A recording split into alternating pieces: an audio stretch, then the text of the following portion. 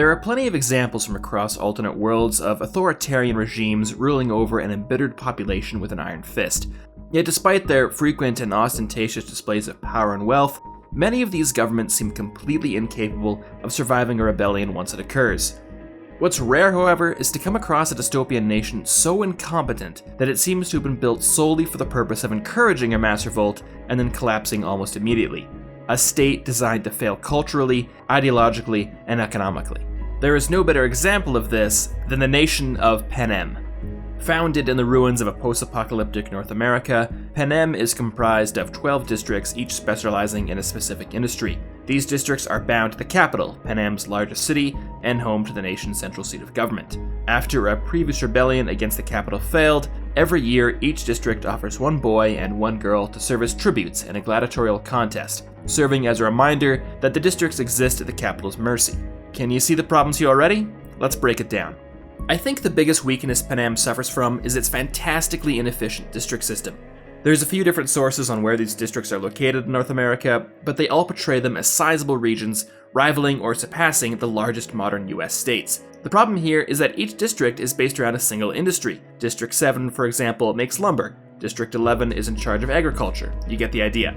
While this level of specialization can work in smaller instances, there are, after all, mining towns, college towns, and others, to administer a large section of a continent along these lines is unrealistic and ignores the natural distribution of resources in favor of artificially imposed boundaries.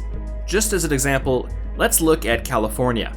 In our world, it's one of the most economically powerful regions on Earth, with a GDP greater than all but 3 other countries.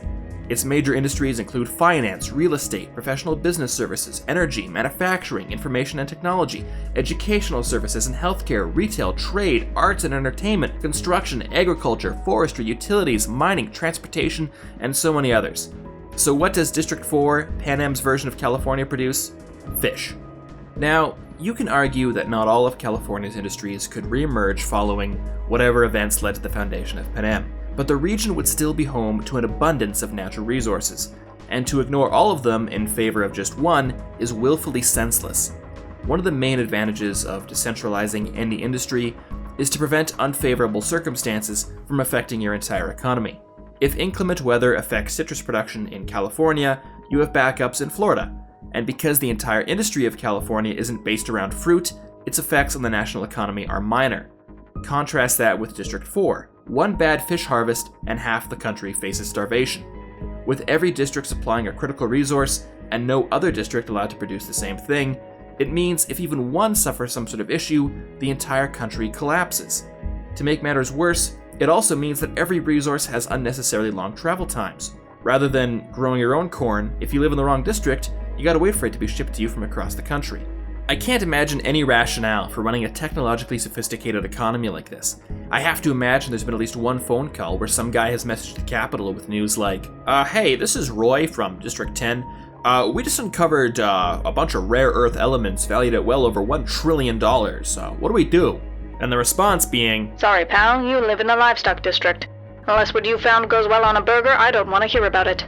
This leads us to the Capitol itself, whose major export is a feeling of smug superiority.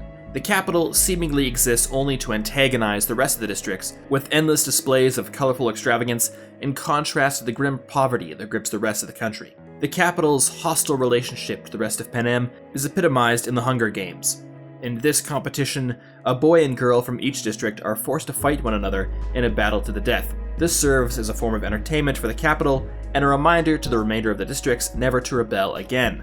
Although exactly how it serves as a reminder of the capital's superiority is beyond me, because if anything, it just seems to be daring the rest of the districts to rebel again. Something like this might be effective at unifying a nation if each district had some sort of professional Hunger Games team and there was an even playing field. But in Panem, only some districts seem to do this. Where exactly is the sport in watching some guy who's been training for this all his life kill some poor soul selected by lottery?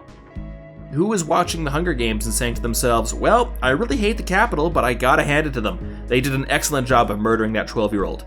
A competition like this only fosters hatred and resentment instead of unity and patriotism. Naturally, when the second rebellion finally arrives, the Capitol is completely helpless to stop it. They destroyed District 12 in retaliation, crippling their own energy supply in the process, by the way, and then placed most of their military forces in an underground fortress. This fortress seems to have been cunningly designed to be unable to withstand a siege, however, and as soon as the rebels collapse the entryways, it immediately runs out of food and supplies. When the capital itself is invaded, the defenders rely on a bunch of weird, indiscriminate traps and genetically modified creatures that just seem to love running into bullets. Just use guns and tanks and artillery. Why is everyone trying to reinvent the wheel here? I could go on about just how incompetent Panem is, but what really gets me is how its president is always so complacent and confident about his wildly terrible plans.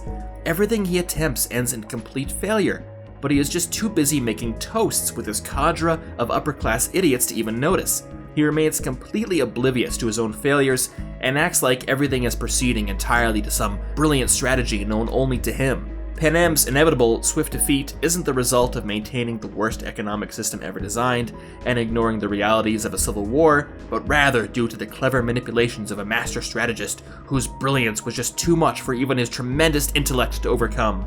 I'm sorry, sir, but you're just an idiot. Of course, all that is just my opinion, and even though my arguments are infallible, I'd like to hear your thoughts. Was Panem an example of administrative genius?